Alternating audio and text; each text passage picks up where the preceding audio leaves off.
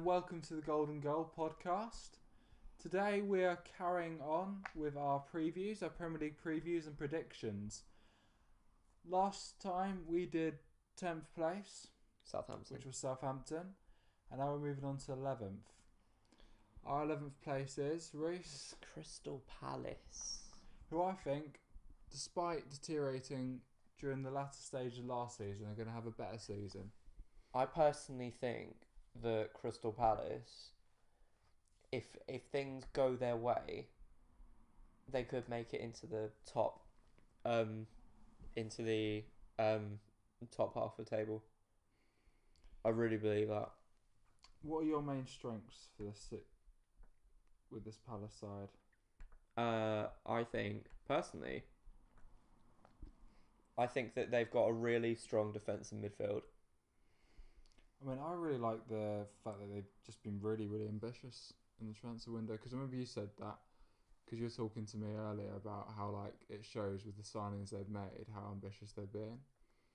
Well, not necessarily that they've made, but ones that they're certainly going for. I mean, the signings that they've made already are pretty good, but certainly this latest one with Benteke coming I in. mean, for the size of a club like Crystal Palace, spending what is rumoured to be £32 million on a player is just ludicrous. You never would have heard of that. Mental. I mean, £32 million would have bought you like Luis Figo 10, 15 I know, years yeah. ago. But even so, like, Benteke is a proven goal scorer in the Premier League. Yeah, for sure. Scored like 20 odd goals under Aston Villa when they were near the relegation zone, He pretty much saved them from relegation, didn't he? single handedly. And he was kind of like left in and out of the squad at Liverpool. I don't think Brendan Rodgers or Klopp were his greatest fans, despite bringing him in. No. So if he's got a manager that's prepared to pay 32 million for him, he's obviously going to be the focal point of the squad. I mean, he's the record signing. He's going to be starting every match. He's going to be getting game time. Definitely. I mean, he has to. And I mean, the thing is, as I said before, I think they already have a strong defence in midfield. If they also have an insane strike force, I mean, that's a great team, isn't it? And they've got a lot of creativity as well. Like, you know, like Andros Townsend, I thought he played really well for Newcastle. Oh, yeah. The last 10 matches. Hell yeah. In my opinion, He was- we've said we should have gone to Euros. Yeah. Crossing, good speed, not afraid to shoot. Well, he certainly wouldn't have done any worse. We wouldn't have done any worse than the players we brought in, so... I mean, they've also brought in brought in a new goalkeeper, one who I'm sure everyone has heard of. They brought in Steve Mandanda. Which could be, I think, quite solid. What about yourself? He's got Champions League experience He does, but he's also been known to drop Got some a few proper clangers, clangers. True. I mean, I don't know. I think that he's probably a less reliable signing than Alex McCarthy, their old goalkeeper, would have been. But if they're looking to push on, maybe it's a gamble worth taking. I think a lot of the signings are a gamble. Like Andros Townsend's attitude has been questioned before.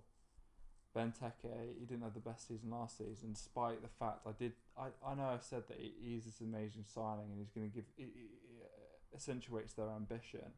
But even him, you know, like Benteke, when things aren't going well, he isn't exactly, you know, the person to lift and encourage a team. No, he doesn't react well to things not going his way, doesn't he? In my opinion, the best Does he? signing is probably James Tompkins from West Ham for 10 million. That's a solid signing. I can't believe that West Ham actually let him go. Because we're talking about West Ham's frail back four, and he was crucial. He's been a crucial player for them in recent seasons. So it's surprising to see it that they let him go. That back four without James Tompkins in it, I personally think it's been made really, really frail. And Crystal Palace's defence, on the other hand, is looking pretty solid. Very solid. I mean, you've got a back four of Joel Ward, Scott Dan, I assume will be starting because he had a great season last season, and James Tompkins. And then on the left, you've probably got George Friend, I want to say. Oh no, that's not George. No, I can't think who their left back is. But nevertheless, like they seem to be pretty like solid all around the Yeah, park. yeah. Really. I remember when I read it, it was like I remember reading, yeah, that's solid. That's a good back four. The only thing that worries me is, and why I don't think they will be any higher up the table, despite the fact they've got a good team on paper, is just because of the way they tailed off last season. I think partly was because they were like, I think they got safety. They got their safety. They went on like a. They started off really strongly, and then they went on like a game of like not winning in 10 matches. Yeah. And I think that's kind of like mirrored by the manager. I think Alan Pardew is a bit of a firecracker. Do you? I think he can have a negative effect. I just think he comes across quite smarmy. He's quite arrogant. I know that he's had problems with players before. I mean, didn't he headbutt an opposition player? He tried to once? headbutt Chico Flores. I mean, he's very like. I think when when his team's performing well, Alan Pardew is like this charismatic, enigmatic, exciting manager that gets the best out of his players. But as soon as they hit a dip on form, it literally is catastrophic. Mm-hmm. It's like they're both ends of the spectrum. They're kind of like a bipolar sort of team, and I think that showed last season. I mean, I placed £100 bet on them finishing in the top half, and for a long periods of time, I think within like the first 10 matches, they were like 6th place. That was a brave bet to make. It was a brave bet, foolish bet considering I'm a student, but I just thought that they would have built on their previous season. And although he is unpredictable, Alan Pardew has proven himself that he can compete. Because remember that season with Newcastle where he finished 5th. Yeah. He has something in his locker. Like He's capable. He's capable, and yeah, I just think it goes to show, especially his last season as well. Like you had like Crystal Palace get into the FA Cup final, and they were only 12 minutes away from winning it. Yeah. It shows that they are ambitious. I mean, it shows that they've got something about them. They've got a bit of charisma. well, they got the solid fan base and stadium behind them as well. Yeah, you were mentioning. I've seen you've written down about their fans. Selhurst Park at the minute is absolutely electric. I mean, it's a completely different place as to when they were bottom of the championship, and like just Selhurst Park going to Selhurst Park then was an absolute, like, it was fucking dreary. It was just so shit. And now you look at it now and it's just a completely different place. The club has just had a massive makeover, hasn't it? With the badge, I mean, they've got American owners, haven't they? I think so. So I think like you go to the match nowadays and they have cheerleaders. They actually have an eagle come in. Yeah, I know. And like fly around, do a lap of the stadium. It's all very American, isn't it? It's all very American, but it's getting the crowd going. It's True. I mean, I don't necessarily agree with it. I prefer kind of like more of a classy approach, maybe an old-fashioned approach because I'm a boring bastard. But if it's getting the crowd going, it's getting them excited, and it's True. generating a good atmosphere. It's true. And you've got the fans behind them. But do you think the fans are still behind the manager because they did have that massive dip in form? I mean, there's at one point where they were heading steadily closer to the relegation zone. I don't know, because Alan Pardew is just. See, the problem is that I want to like him. I want to like him, but I just struggle. Was it his dancing in the FA Cup final that put you off? That certainly didn't help. And do you know what? I don't think that helped Crystal Palace fans either. It's funny how like as soon as you started dancing, they're like letting 2 goals in the next 8 minutes. I think like famous dad dancing. As soon as he started dancing, it was downhill like, from then. Yeah, it was like that. This is the end. Like, there's no way that we can win this game now. I don't know. Do you want to know, if we're moving on to weaknesses and talking about Pardew, and well, we'll get on to Pardew in a sec when we talk about him in more depth, because I think there is a lot to talk about with Pardew.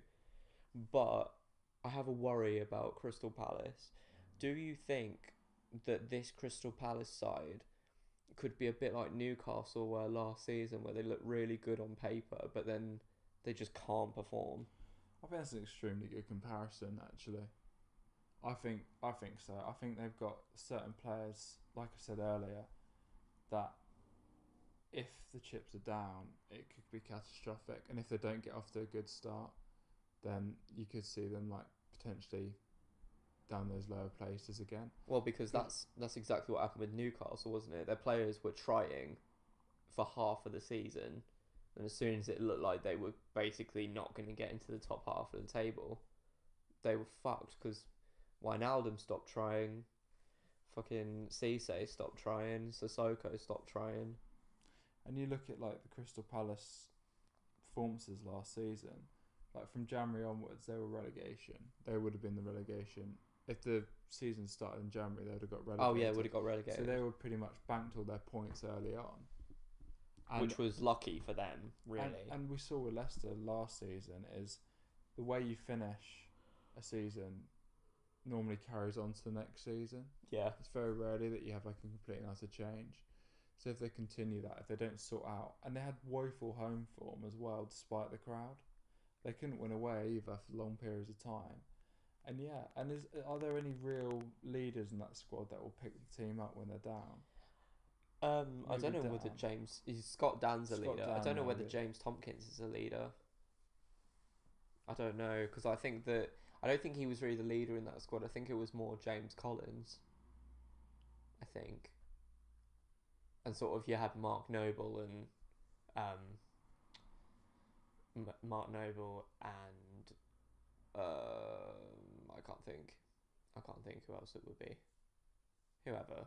I don't know. I don't think they have many leaders in that dressing room. So it's just kind of, it's all about attitude, I think, and it's all about the mentality of the squad and whether or not they can achieve.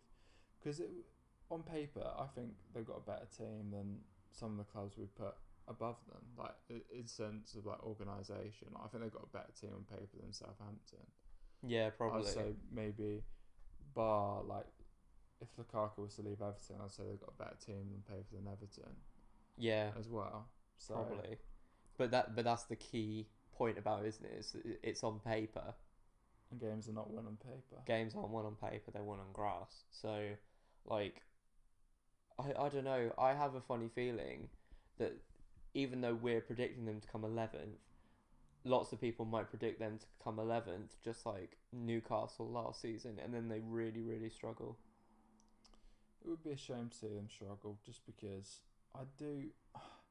I'm very temperamental with my verdict on Alan Pardew. As much as I think he's an idiot, he's an entertaining idiot. Yeah, so true. I want to see him in the Premier League still. Yeah, and I mean, like, his thing is, he's not a bad manager. Like, he's okay. He's not amazing, but he's okay.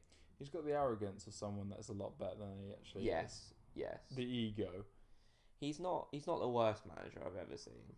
But he can be like kind of like cancerous to his side. Yeah. Side's attitude. The thing is, his attitude. Another problem that it might have is it might lead to sort of the Steve McLaren effect, where basically your players, not even that they don't get on with you. It's more than just they don't respect you. And you've got to have that respect, and you've got to be able to distinguish between being a manager and the players in the sense of like they've got to have more respect for you than them. Because exactly. I think it was at West Ham when he actually ended up sleeping with one of the players' girlfriends. What? What? Alan Pardew? It's like really scandalous. I've got who it was. He's just very much like he thinks he's a bit of a lad, basically, which was accentuated by the dad dancing. And you've got to have that respect. It's about getting equilibrium between being respect and being fun. Idiot. It's like I think Bilic has that. Yeah, for sure. But with Alan Pardew, I think not. And we all know that what Newcastle fans think of him. Yeah, I mean, fucking hell, they hate him. They hate him. And he does always seem to have this like spark at the beginning of the season, and it will all deteriorate. Yeah. So it's how well they do at the beginning of the season that I think will determine the rest of the season. For sure. Are there any players you're particularly interested in watching? You know, it's weird because like when Johan Cabaye first came in, he was absolutely fantastic, scoring free kicks and just generally scoring good goals. Mr. Cabaye, yeah. Just running the team. And then he kind of tailed off towards the end of the season. So it'll be interesting to see whether or not he can revitalise the form and the potential we know he has. I want to see him revitalise his early season form. I was a big fan of Cabaye, especially under when he played for Newcastle. He was a fantastic player. Yeah. And what about Townsend? Do you think he's one to be? You know, like he's got a lot to prove because he played well in the latter stages at Newcastle. He was getting forward, he was scoring a few goals, and like a lot of Newcastle fans thought he was the best player in the last 10 matches when it came down to it. Well, I'm not sure if he was Newcastle's best player. It's more just that he was actually fucking trying. But I mean, I actually don't rate Andros Townsend just as a player, but maybe in a good Crystal Palace side, he could flourish.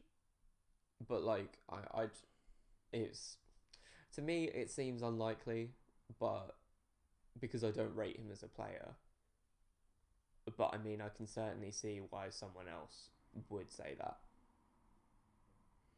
I just think it's interesting. I think they've made some very bold signings, and I think the club's board really are looking forward, like looking to like establish themselves Is it as the Steve biggest side Parish than they who's are. in charge of Yeah, Crystal? it is, Steve Parish who runs them, yeah. and I think he's running them well. I think he's obviously putting the money in. He's being selfless in that Oh regard. yeah, definitely. When you're looking at other teams that are just like, for example, like we talked about with Southampton, who've been selling a lot of players and not seeing the money being put back into the club. From Crystal Palace, it's almost like, where's this money coming from? Where have they Yeah. generated £32 million from? £30 million plus 13 million for Townsend, plus another 10 million for Tompkins. That's what you're looking at, 50 around about million. 60 million. And then And then we don't know how much. we Steve don't know how much Mandanda. Mandanda was bought for. I think that couldn't have been much though. But still, that's 60 to 70 million for a club that finished 16th in the Premier League last season. But again, is that echoing Newcastle, who spent 80 million? So Yeah. we're drawing comparisons between that. Because I actually predicted Newcastle to finish around mid-table last season Yeah. and have a good, solid season, which they didn't have. So, yeah. Anyway, I think that's about wraps it up. I think that's about it for Crystal Palace. Crystal Palace. If you can just, like, leave a comment in the comment section just saying where you think they'll finish next season. Let us and know what your opinions are on Pardew, because we're kind of Yeah. a bit indecisive about him as well. Let us know what you think of Pardew. Even if you just want to call him a cunt, just do it anyway. We're not going to moderate any of the comments. Yeah, we don't give a fuck. Do it. Anyway, we'll see you with a 12th place team. We'll see you back, with our 12th place team, who I think many people will actually be surprised, I think, that they're this far Hopefully. down. Yeah, considering the past 2 seasons they've had. Anyway, we'll see you later. We'll see you later. Thank you very much. Like, comment, and subscribe. Bye-bye.